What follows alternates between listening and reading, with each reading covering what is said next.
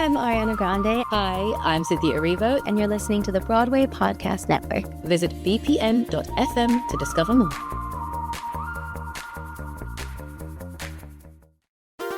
There's a cat over here.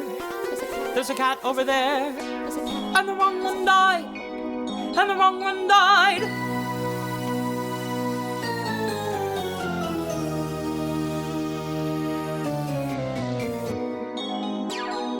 Welcome to The Wrong Cat Died, the podcast breakdown of the catastrophe. I'm your host, Mike Abrams, and today we have another amazing guest. He was Bill Bailey in the original West End production of Cats, joining in the 90s. So welcome, Damien Delaney, and thank you for joining me. Thank you for having me, Mike. Good to be here. I'm excited to have you. I think, Bill Bailey's an interesting character because he's been renamed, but I also, this was the run of Cats in the West End that went for 20 plus years. So yeah. I know you joined kind of midway through, but I'd love to hear what, I always ask everyone, was it the 1998 movie that got you kind of into Cats, but you predate that. So I would love to hear kind of like where your history of Cats was before you were cast in the show. I'm originally from Ireland, so I'm from Cork in the south of Ireland. I saw the very first UK tour in 1989, which came to Dublin. So I was 14 then when I saw the show. And I think I was hooked on it after that. I think I broke the cassette cord in the cassette I had of it from playing it too much. And then I went to college in London when I was 18. And in my second year of college, I auditioned for the show. And the feedback was they were interested, but they wanted me to finish out my training. So throughout my second year, I still carried on auditioning for the show because they would do cast changes every 6 months. Not full cast changes, just maybe one or two people may leave. And then in the summer of my second year, I auditioned for Gillian Lynn for another one of her shows, which is basically a show called Pickwick, which is doing a run for Christmas in Manchester Opera House, and I was cast in that. But then I had to pull out because I dislocated my knee about 2 weeks before. And this is the end of 1995. I then auditioned for the show one more time at the beginning of 96 after I gotten over my knee injury, and then I was cast in the show as Bill Bailey. Originally, they thought I was maybe going to be a swing first, but then I was offered the chap as Bill Bailey. Yeah. So take me back to 14-year-old you. Yeah. When you saw the tour, how much of the I've always thought that kids, everything goes over their head as a kids, and it's just Cats and entertaining. Adults, you probably get it, and at that point, you're kind of reading between the lines. What about 14-year-old you? How much of like the innuendos and some of the darker parts of the show, like how much of that did you pick up on when you saw it? Maybe the innuendo probably went a little bit over my head. I think because I started dancing maybe 2 years previous, so I think I was more taken aback by how brilliant the dancing was and the singing, etc. A lot of people that were in that company of the first time I saw the show were then in it with me when I joined the show in London. So, for instance, the woman who played Isabella, she is from Ballerina on the Cats video. Wow. Yeah. So they're a lot, and so you mentioned about the 1998. So they made that video when I was still in the show. So some of the cast members from my show were in that video. So Aristophanes plays Bill Bailey, and they had ex-cast members. They had some people over from Broadway to be in that video as well. So yeah, it was a very, very special time.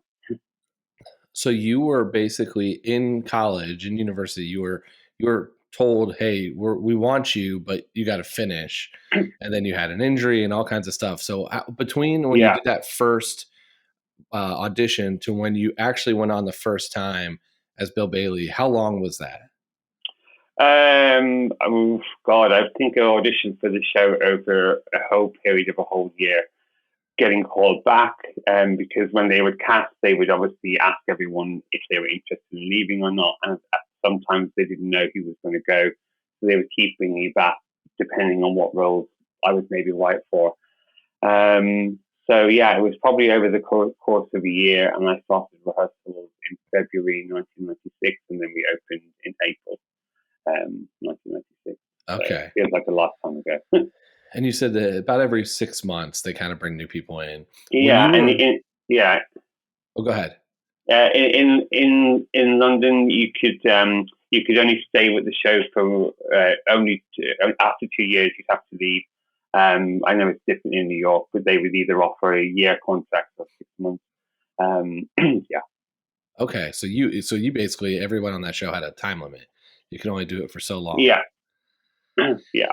Interesting. Okay, so when you join, you're midway-ish in the run. I don't think at that point you probably didn't know it was midway, but it's been going on for years at this point. Yeah. What is the introduction to you as a new cast member? Like, how do you get taught the show? Because like a lot of people I've talked to are a tour or the Broadway revival, where it's like they're kind of coming and they're starting it from zero, and you're coming into this like well-established production. So how do they kind of train you for that particular role? Well, I didn't join by myself. There was, I think I mentioned earlier, there were probably around 7 or 8 people from that UK tour that I had seen. So there was maybe about 12 of us that joined the show at that time. And there's the woman called Chrissie Cartwright, who was the associate on Broadway recently. She put us into the show. So I think on the first day we sat down and we had the whole story about cats, and we were given 3 words for our characters. And then we started to learn the show, starting from the opening and work the way. Actually, no, that's a lie. We learned the Jellicle ball first. Yeah. Okay. Because then sometimes at the end of a long day, they would just go, right, we're going to do the Jellicle ball from the beginning to end. When you're really tired, you just start to build your stamina up. So, yeah. Yeah, because that's a long and exhausting piece. Yeah. Okay. So do you remember much of that? You were told the story. I've heard so many times that Chrissie Cartwright's like given the story, and like you get the lore, and I've been trying to piece it together as a fan. But what do you remember about that experience, and like what were you told as if you were going to explain it to somebody watching it for the first time? I don't remember. It's terrible, isn't it? I don't really remember the ins and outs of it. I think it feels such a long time ago. It was basically that we were a tribe. She talked about each of the different characters and their relationships to each other. And you were kind of given, I suppose, an over arc of the show. I don't remember the A to B to C to D, which is not helping you, I guess. Well, and I think that's where it's like it's the Cat's Bible and the lore of it is kind of preserved throughout the years, but has also changed a little bit production to production. Yeah. Do you remember your 3 words? I was trying to think of this earlier. Actually, thought you might ask me this. I want to say it was playful, young, and curious. Okay. I think they may have changed, to be honest. Yeah. And I think they changed them for Tumble Brutus, because I was able to find Tumble Brutus's words, but I wasn't able to find Bill Bailey's words. Yeah. And so I had chaotic, imprudent, and funny for Tumble Brutus. Yeah, because I don't tumble, but the guy who came in to play Carl Bucks, he did tumble, so they swapped that round. Got it. Okay. Yeah. So tell me a little bit about the reaction was. Like, I find this period a little bit fascinating in the sense that like there's no social media. It's kind of a unique show to begin with. So what was the fan reaction like in the 90s when you're doing this? Like, what was it? Were there people traveling in, or was it like the super fans? Yeah, I mean, there were, it was the show to be in. I suppose it still is the show to be in as a dancer. And it was still the hot ticket in London back in the, all the way through the 80s and the 90s. It was huge. It was, we still, when I joined the show, that was 15 years in, it was still playing to packed houses every single week. I'm not sure if you've seen the picture of the stage at the New London where the theatre was, because there's a revolve. So when you if you're in the stalls, at the back of the stalls, you're sat at the beginning looking at the back of the set. And during the overture, the set revolves when the cats come out and do flashing eyes. That's the only version they have that's got the revolve, and that revolve is still there. Actually, they use it in development at the moment. Wow! So it basically spins its way in, and that's when you do your green eyes. So were you there, or were there people still in the audience during that part? people are in the audience, and as the set starts to revolve, you either come from upstairs in the circle, or you come out from different parts either through the set, and then go to your place. Got it. Okay. Yeah. So I'd love to kind of hear a little bit more about Bill Bailey. So tell me a little bit about what, you were told. I mean, I know you said your 3 words, but how did you play your character into the story? I really took on board him being, because he's a kitten, being really young and playful, and I suppose impressionable. He would play around a lot with Carbuckety, and would, if there were trouble, or maybe during any of the McCavity scares, or when Grisabella came on, he would more than likely either go to Skimbleshanks or to Jenny Elliot to be looked after. He was just having a lot of fun. As we did a lot of improvisation and stuff during our original rehearsals, crawling around and just getting used to how cats move and stuff like that. And I think it was important to then integrate that within the show as well. And I think the more you get used to being on stage with people, I think you then allow the character to grow, I suppose, organically with different people throughout the show. Completely. So I with Tumble Brutus and Bill Bailey and some of the other kittens, I've always kind of wondered, I made a case for almost everybody at why I still think they're more worthy than Grisabella, but did you, like, when you're in the show and you're playing, do you actually even think you have a chance to be the Jellicle choice, or are you just kind of happy to be at the ball? I think because you're a kitten, I think you're happy to be at the ball because you look up to the older cats, I guess. And I suppose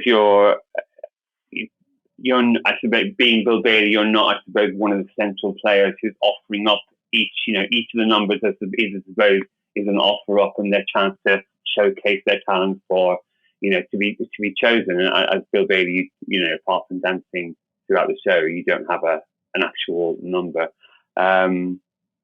But I see what you mean.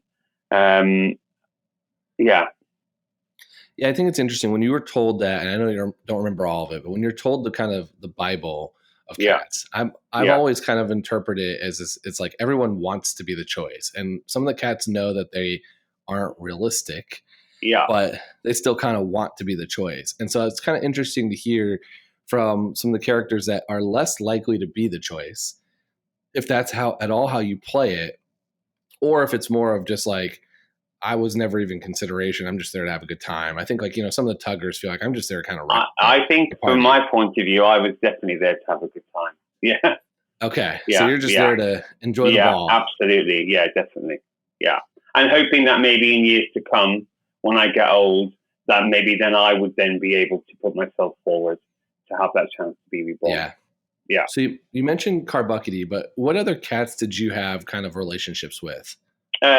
We had Electra and etc., who were the other kind of, I suppose, kittens, as well as Victoria. Mainly Carbuckety, Jenny Any Dot, Jelly Lorum, Skimbleshanks, Koikapat and Tantamal would scare the living daylights out of me, as well as Cassandra. And Alonzo was just always very aloof towards kittens, just didn't get us. Okay, that's interesting. So the twins and Cassandra are kind of terrifying. I mean, I think they're a scary part of the show once you really understand. They are. Yeah, absolutely. And I think when I very first saw the show, I didn't really kind of zone into that amount of detail. I mean, Gillian's work is just so genius and clever. It wasn't until I'd gone back and seen it properly in London that after a few times I really connected, because I was able to watch maybe somebody the whole way through the show and see how the characters develop and see the narrative. But those three are, especially Koikapat and Tantamal, it's great. Yeah, I've interviewed a bunch of people who've been Tantamal and the twins in general and Cassandra, and everyone's always like, look, if you happen to know to look for me, or you happen to catch us, I'm be in for a treat during the show, because they're going to cue stuff that you didn't realize, and it's not something that I knew anything about the times I saw the show. Yeah, we had an amazing. They were actually their husband and wife, Samantha Biddle and Robbie Yield. They were our choreographer and pantomime, and they'd done it on that tour that I mentioned earlier. But they were absolutely amazing. They were so in sync and so together. It was like watching one person move. It was amazing. Awesome. That's so cool. I want to switch gears and do a little bit of rapid fire. So I'd love to hear, if you could play any cat at any moment, you can forget whether it's male, female, or if it's something that you think you could physically do or skilled to do. Like, which character would you want to just play for one day? Demeter. Demeter. Okay. Yeah. Give me a little bit more of why. I think I'm at that age now where I probably had, I've not had a troubled past, but there've been moments where, I could probably bring some of that to her anxiety that she has throughout the show. And also she's quite sassy. I definitely think I could be on board with that. Yeah, that's the dark part of the show that no one told me, that now that you do some digging, it's like, oh, okay. But it's also, I think, one of the best songs with her. Oh, God, yeah. Yeah, absolutely. Yeah. Who are your favorite and least favorite cats? Definitely Mungo Jerry. I understudied him as well, so I got to play him a few times. Who else? Jenny Anydots, Demeter, Bomb, be my favourites. My least favourite? Oh, I'm not sure if I have any, to be honest. My least favourite? I don't think I have any. Oh, you've got to have somebody. Oh, God. Maybe... that's hard. Maybe Cassandra? So let me ask it a different way. If you are, as Bill Bailey, which cat is bugging you the most? Oh, probably Cassandra, and actually probably Choreographer and Tantamile, because I'm so young in that sense that I don't understand them. Yeah. Okay, that makes sense. So they're scaring you still. Yeah. What about your favorite song from the show?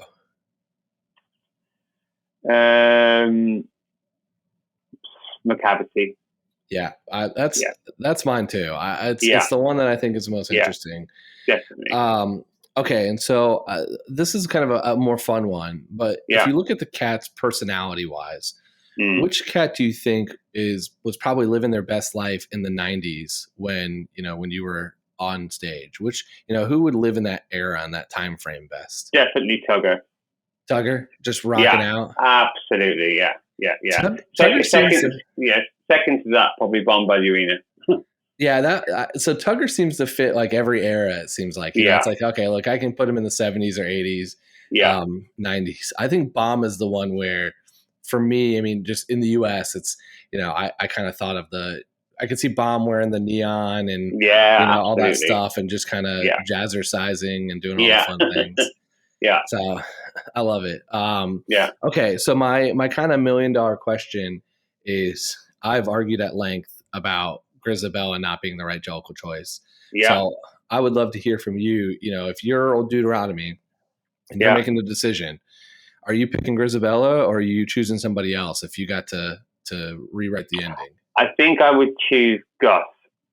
Okay, give me your Gus defense. He's been around a long time, as has Grisabella, and I think he has earned his stripes, from his world of being, I suppose, an actor in the previous day, which you get to see at the top of Act 2 when he goes into the aria and stuff like that. And I think if how in the UK the Queen gives out order of service and she knights people and she medals, I think he deserves it for his work towards acting in his younger days. Yeah, I think Gus is such a worthy choice, and I think a lot of the arguments for Grisabella you could make just as easily for Gus. Yeah, absolutely. What do you think is the reason that Grisabella is chosen every night, besides obviously someone wrote it that way? I think it allows the audience to, I suppose, feel empathy towards the character. So trying to have that arc and narrative towards the show where you start off where the tribe, I suppose, hates her and the outcast her, to then we see in Act 2 where they accept her and they obviously take her on the journey. I think, she's probably at that age where she, I suppose, needs to be reborn, I guess. Yeah, it's so interesting because everything you just said, if you change that to he, I could have thought you were talking about Gus. Yeah, absolutely. Yeah. Which is fun. Yeah. Well, I appreciate you coming on and sharing a little bit about your experience, and making any non-Grisabella argument is a good argument in my book. Yeah. How can we stay in touch? What are you working on? What's your social media? I don't perform anymore now. I teach. So I teach at the university, teach at the conservatoire. I've worked there for over 13 years. And actually, I work with Drew Varley, who's the Mungo Jerry on the video. We work together. He teaches as well with me. So yeah, I'm on Instagram. What is my handle? I should know that. It's Damien D13. Amazing. And we'll link that too, so for everyone can see and stay in touch. I appreciate you taking the time to come on and share about your experience and talk about Bill Bailey and give the non-Grisabella argument, which is what this whole podcast is about. Yeah. And I appreciate you coming out to record with me. Brilliant. Thank you, Mike. Cheers.